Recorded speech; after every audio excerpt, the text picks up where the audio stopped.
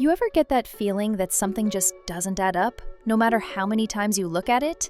Well, that's exactly what happens when you start digging into the story of Meghan Markle and Prince Harry's children. And no, this isn't about petty gossip or cheap tabloid headlines. This is about official records, legal loopholes, and a pattern of decisions so peculiar, it almost feels like someone wanted to leave breadcrumbs pointing to a bigger secret. Because the deeper you go, the more you realize this isn't a story about two royal babies. It's a story about power, strategy, and the lengths people will go to protect a narrative, even if it means rewriting the record itself. It all starts with a single odd detail on baby Archie's birth certificate. In the United Kingdom, birth certificates are standard, formal, and precise. They include the full legal names of the parents, no exceptions. But when Archie arrived in May 2019, Meghan did something almost no royal mother has ever done. She had her given names, Rachel Meghan, completely erased. Instead of listing her as Rachel Meghan Markle, the certificate simply read, Her Royal Highness the Duchess of Sussex. 11 days later, the record was quietly corrected. Not updated, not amended, corrected. Like someone in the palace realized they'd made a mistake so glaring it needed to be fixed immediately. Except it wasn't a correction that made sense. Every other royal birth certificate, from Queen Elizabeth's children to Princess Charlotte's, includes the mother's full maiden name. So why did Meghan erase her own? Some called it a vanity move, wanting to sound more regal, but others suspected it was the first clue that Meghan didn't want her personal identity linked to her son's legal record, because one day, that detail might matter more than anyone guessed. But if Archie's paperwork was the first red flag, what happened with Lilibet Diana's birth certificate made the whole situation spiral into something that can only be called bizarre. When Lily was born in June 2021, the press reported she came into the world in Santa Barbara, California. But when journalists got a look at the birth certificate, they were stunned. Instead of listing Prince Harry's full legal name, Henry Charles Albert David, it simply said the Duke of Sussex as the first name and His Royal Highness as the surname. In the US, that's not just an oversight, it's an outright error that can destroy the document's legal power. Because in America, titles mean absolutely nothing. You can't walk into a passport office and say, I'm the Duke of Sussex, trust me. You need a real name backed by real identification. So why would they submit a certificate with the father's legal name missing? Even stranger, Meghan kept her full name, Rachel Meghan Markle, on Lily's record. It was the exact opposite of what she did with Archie. One child with no mother's real name, one child with no father's real name, and no corrections ever filed. If that doesn't feel calculated, what does? Here's where it gets even stranger. There's a rumor that refuses to die, no matter how many official statements try to bury it.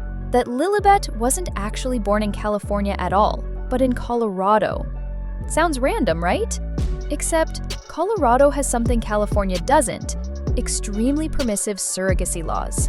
Unlike California, which typically lists the surrogate mother's name on the initial birth documents, Colorado lets intended parents be the only names on the certificate, right from the start. And wouldn't you know it, around the time of Lily's birth, Colorado updated its statutes to make the process even smoother. The timing lined up almost too perfectly. According to whispers from people who claim to know, a 23-year-old woman in Colorado delivered a baby in early June 2021.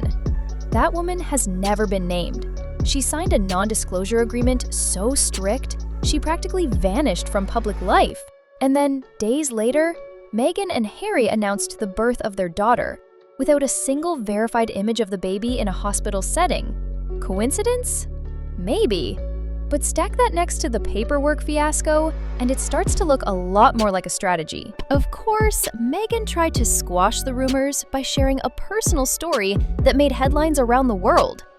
She said she'd suffered postpartum preeclampsia, a rare and life-threatening complication when Lily was born. She called it so scary that it left her shaken for months. And if that's true, it's tragic. But here's where the details crack. Because if Meghan truly faced a near-death experience during childbirth, how is she photographed out and about just weeks later, smiling and looking radiant with no sign of recovery? And why was Prince Harry, who supposedly almost lost his wife, playing polo in Aspen, Colorado, grinning ear to ear? If your spouse had barely survived delivery, would you really be galloping around a polo field so soon? The optics didn't just look casual, they looked staged.